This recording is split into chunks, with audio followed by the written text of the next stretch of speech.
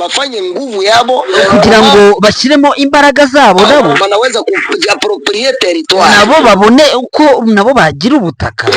sehemu ya Mwenga na sehemu ya Uvira. None se Mwenga na Uvira na Fizi. Mimi sione tatizo. Nje simbona ikibazo. Kila mwenye aliye na njaa ipo na uwezo wa kutafuta jinsi ya kukula. Buri wese ufite inzara agomba gushaka uko abona ibyo kurya. Ajitoshelee. Nawe agahaga. Kila mtu akikosa amani mwisho buri wese ubuza amahoro. Nawe ashaka igisubizo cy'amahoro kugira ngo ayabone. Bingi binatuma Abanyamurenge ndio nilisema mwili ya kibi. Ibituma abo mu bwoko bw'Abanyamurenge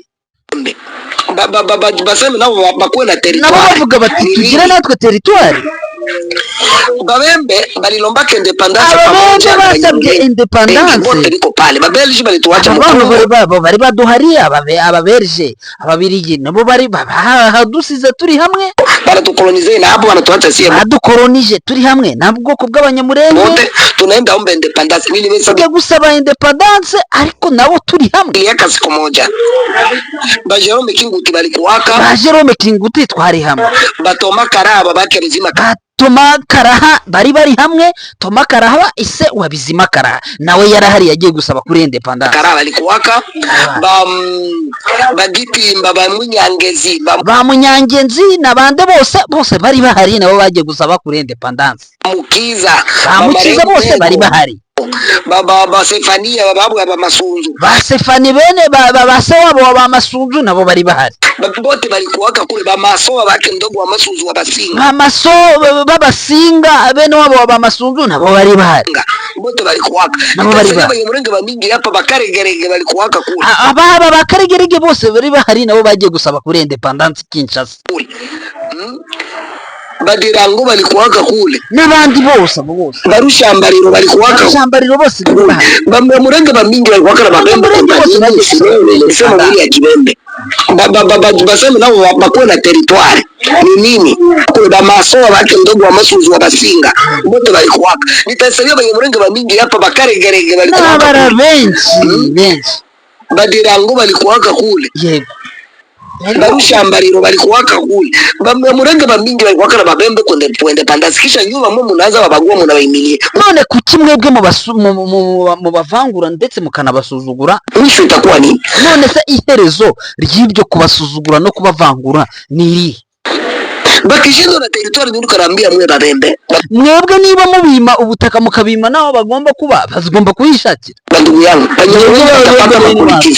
kwa kutafuta amani ya kuresoudre ma conflict ni mudashaka amahoro kugira ngo mukemure ikibazo cy'abakoloni badusigiye.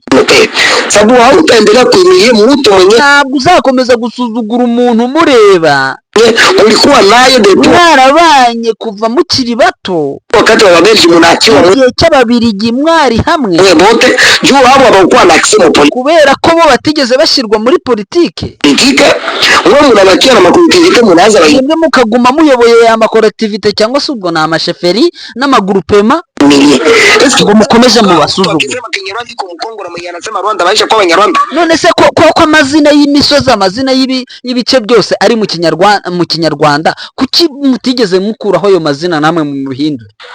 1885 1885 Conference de Berlin Allemagne inama cyangwa se Conference de Berlin ibera mu Budage.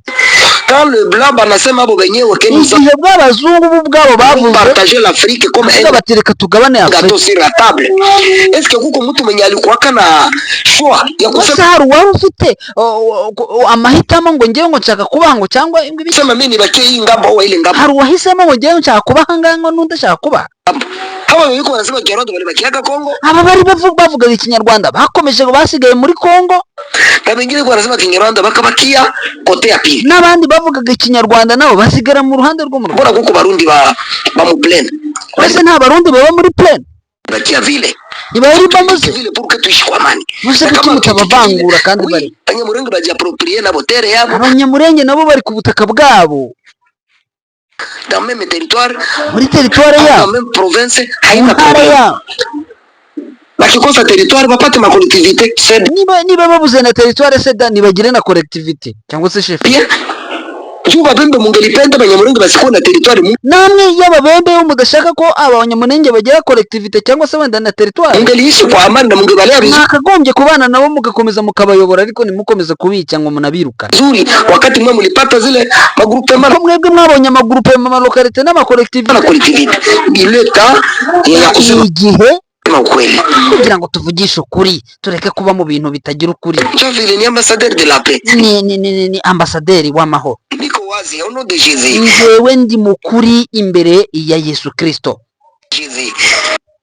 Turabashimiye kandi reka tubahereze ikaze muri aya makuru n'uyu mugoroba n'iri joro n'uyu munsi, kugira ngo mu by'ukuri duhane akanya ko kubagezaho breaking news ziba zigezweho. Njyewe ni Rafiki Kijana Machachari, ariko kandi reka tugere kuri byinshi biri kuvugwa ndetse n'amakuru agiye atandukanye. Tugiye kuba dusimbukira muri teritware ya Rucuro ntago byoroshye. Rucuro icyitwa isasu rirakomeje ahangaha muri teritware ya Masisi. Umuntu asa nkaho yerekera muri teritware ya Walikale, cyitwa Wazalendo biripotinze ku bwinshi cyane. Mw'abantu mwe reka duhane ako kanya hanyuma tuze kubakira. Biripotinze mu mutwe wa mama 23.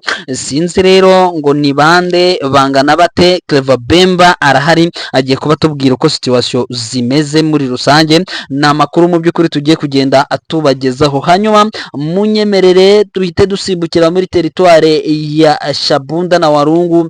Ibintu ntago byoroshye. Cyitwa drone cyongeye kiragaruka ndetse kirasa muri access zigiye zitandukanye. Ibyo muze kubinyemerera nabyo tuze kubigarukaho muri rusange, ariko kandi muze kunyemerera dusimbukire muri teritware ya Lubero ntabwo byoroshye mw'abantu mwe. Icyitwa Somo Kakule, uyu ni guverineri w'intara ya Kivu y'Amajyaruguru, ariko nawe udakomeje koroherwa. Nawe turaza kuba tumugarukaho muri rusange, tugaruke ndetse no ku bapadiri gatolika nabo tugire icyo tubavugaho. Ni amakuru mu by'ukuri nshaka kugira ngo tuze kwiyagiramo uruhare twese. Hanyuma wowe wandike muri comment niba turi hamwe, andika ati ndabakurikiye, hanyuma ushyiremo udutima twinshi, like, share nyabona nibwo bufasha tuba tubasabye kugira ngo musharinge benshi bari basanzwe bataduheruka.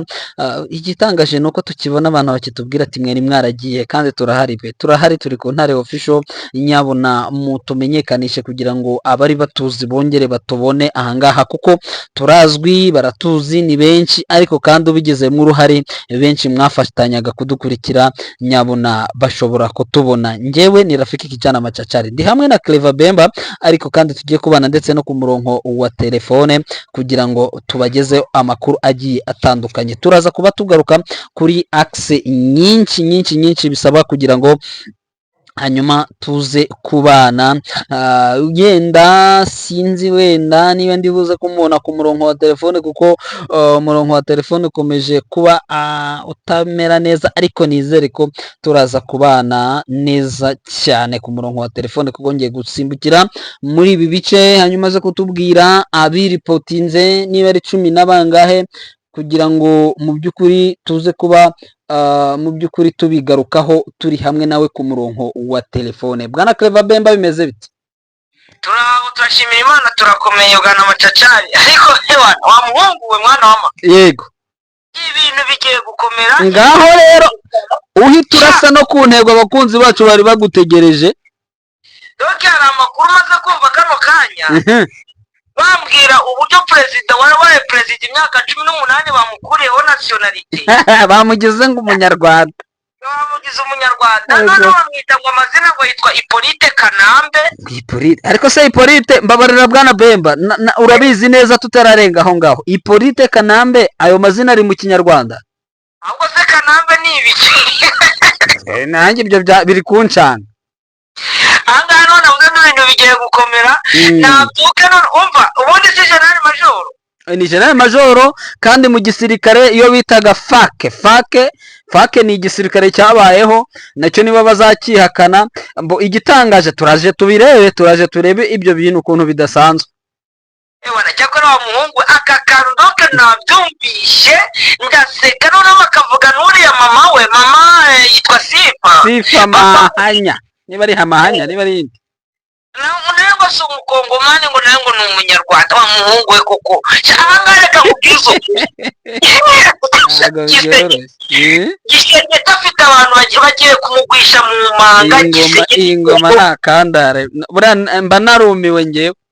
Nabera ku isi nta ngoma yigeze ibaho imeze nk'iyi. Ubwiza ukuri pe abakunzi b'intare official ngo hari umuntu naganiraga nawe ndavuga nti nuko ntafite wenda ukuntu nabona umuprofeseri wo bita Isidore Ndayiwele, wo bita profeseri Isidore Ndayiwele, abo bita ba Eric Ambokolo, ni abantu b'abanyamateka bakomeye cyane bazwi muri iki gihugu. Sinzi ngo nabo ibitabo byabo barajya kubishyingura he byigishwa hano mu gihugu cya Kongo, niba bari bwongere kubisubiramo bakabyandika buriya byancanze.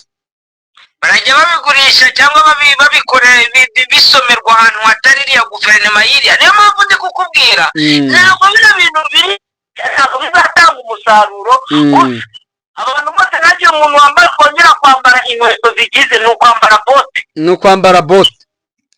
Nibambare bote Joseph Kabila yambare bote, nabanye Kone nange warifite, bafande magengo barazifite, bose nibambara amabote, bambare bote kuko ibintu birakomeye. Ndetse na Gisegeti niwe niyambare bote azabona uko yiruka. Oya ariko sasa nawe agiye kuyambara, ariko we nkeka ko yamaze kuyambara. Bwana Bemba nyemerera duhita twinjira hano iwacu. Kwanza ni amakuru ya quartier, niko nsigaye nyita amakuru yo muri quartier, kuko muri access zikontororwa na mama 23 surtout muri este ho bisigaye byaratworoheye kuko drone zacu zo zirahagera bigakunda, ariko ni Kinshasa zirahagera.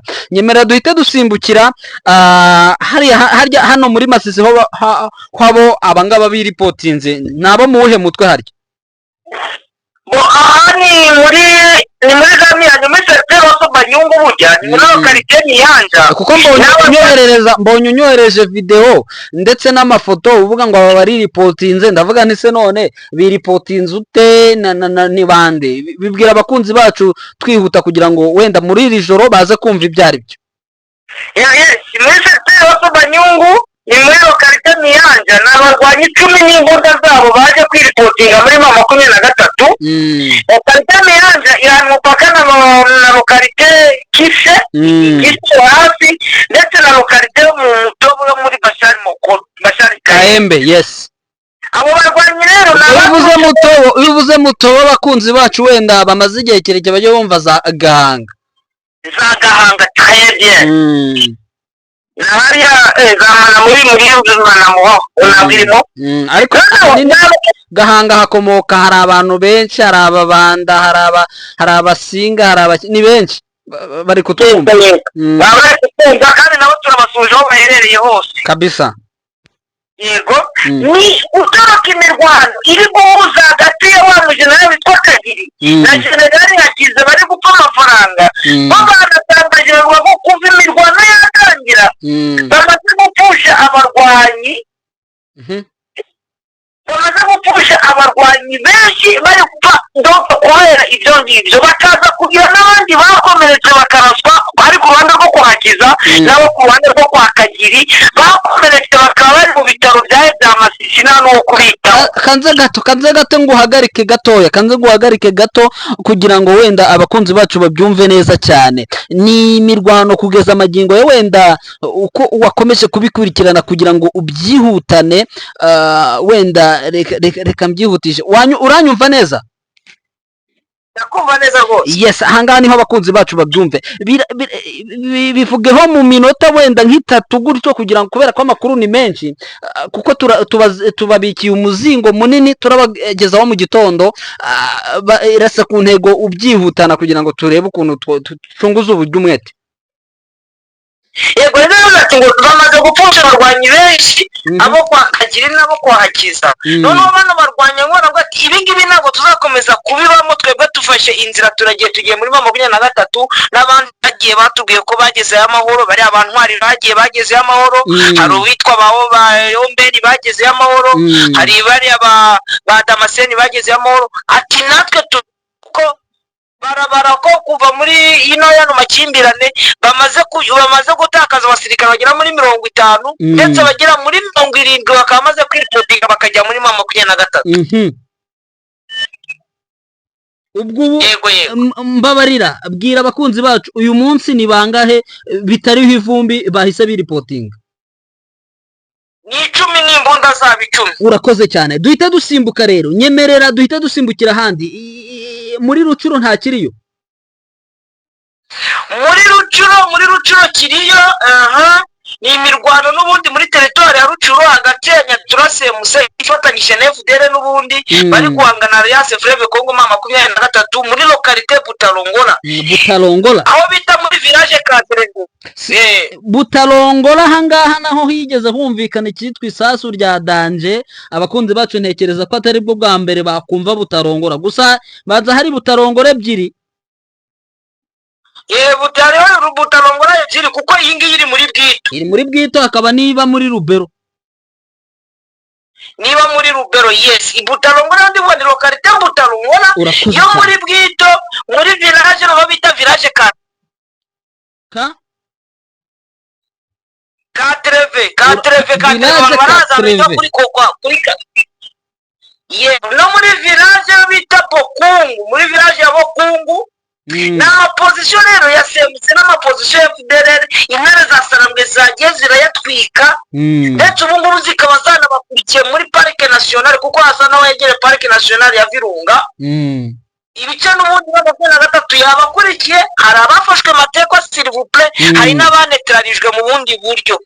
Yes, rero kugira ngo wenda abakunzi bacu babyumve, hita usimbukira n'ahandi hanyuma urase ku ntego nko mu duce nka tungahe niba ari 2 cyangwa 3, hanyuma duhite tunasoza kugira ngo abakunzi bacu wenda babyumve mu minota wenda nk'itanu cyangwa wenda 4, hanyuma duhite tunasoza abakunzi bacu babyumve. Ni breaking news, ni ijoro uko situation ibiraye ku Ntare official, tuba dushaka kugira ngo barare bazi situation zo hirya no hino uko ziba zihagaze. Yego, ni muri centre ya Katoyi, ni muri secteur Katoyi muri Nyamaboko ya mbere muri territoire ya Masisi. Abarwanyi ba FDDH n'abarwanyi ba Pareko FF ni barashye kuri police nationale congolaise indi bita PNC.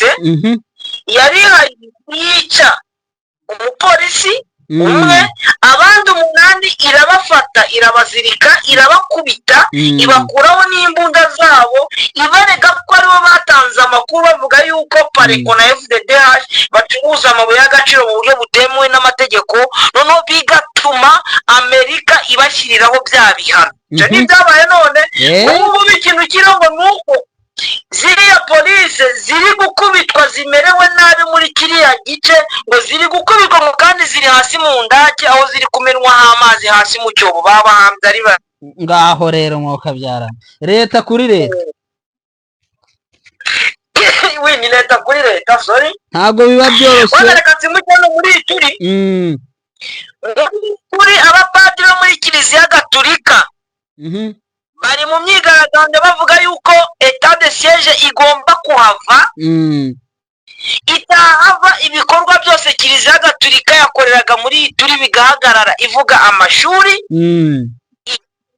Rero Kiliziya Gatolika izahagarika ibikorwa byayo muri turi, ndumva ko turi zabigiye kuzamba. Barati ngo nidushaka etat de siège nihagarare tubone gukomeza ibikorwa byacu. Uranyumva?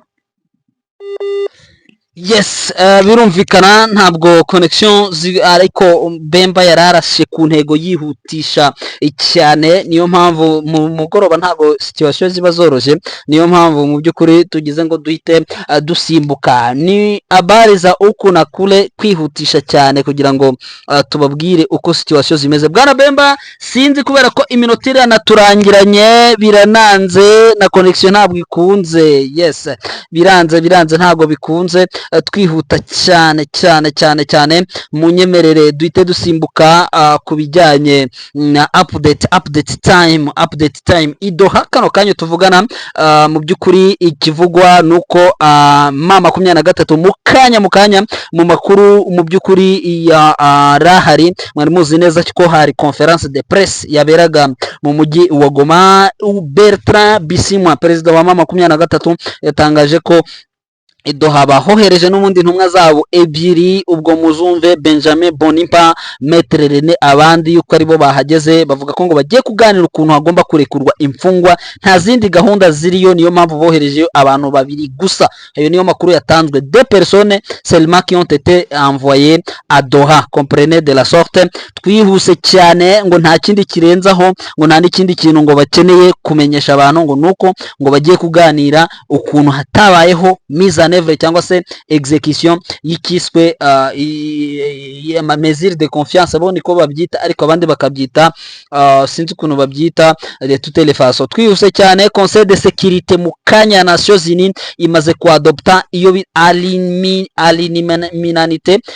alinanimité yego, ubwo ngo ni nako kanye resolution 2773 ya 2015. Iyi ngiyi irazwi cyane. 2025 yabayeho ngo bikondana fermement mama 23, ariko se bazayikondana bageze barikondana mama 23 ngo kuba ngo hari ibikorwa yakoze ngo bitari byiza ngo muri Nord Kivu na Sud Kivu. Gusa ni inyeshyamba, oui c'est normal, bagomba kuyikondana kuko ntabwo ari autorité cyangwa ubuyobozi bwabwo, ntabwo ari autorité légitime, comprenez non, mais ils sont des Congolais. Bavuga ko ari aba révolutionnaire, or aba révolutionnaire n'abanyagihugu bafite uburenganzira bwo kuba ba appliquer article ngo 61 ndakeka, yego 68 sinzi, ndaza kuyireba neza. Article ya constitution ni itegeko ryemerera bene gihugu ngo kubona ubuyobozi buyobowe nabi ngo bagafata umwanzuro.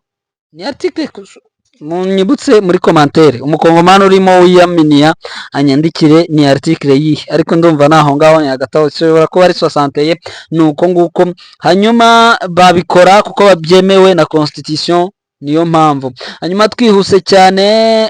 Hanyuma amakuru akomeje kugenda agaruka ku mbuga nkoranyambaga hirya no hino, ni ancien conseiller spécial en matière de sécurité, umujyanama ukomeye cyane wa Perezida Felix Antoine Tshisekedi, bamwita François Beya. Uyu mugabo bitaga Fantomas, uyu mugabo yarekuwe, yakekwaga gukorana na mama 23, ariko yaje kurekurwa asubira mu buzima busanzwe. Ego ko ibintu bitoroshye Perezida Felix Antoine Tshisekedi yakora ntabwo biba byoroshye. Hanyuma abakunzi bacu, reka tubararikere wenda amakuru yacu ataha. Amakuru breaking news ni nyinshi, wenda ibijyanye n'imirwano ngo tubabwire ukuntu ibintu biba byagenze ni byinshi, ariko politike muri aka kanya navuga ko ariyo iri kuza ubuhuha ku rwego rudasanzwe. Hanyuma muze kunyemerera wenda tuzasubire ku munsi w'ejo. Amakuru yacu yo mwabantu mwe nakagaruka, munyite Rafiki Kijana Machachari. Hanyuma ku munsi w'ejo, ciao ciao.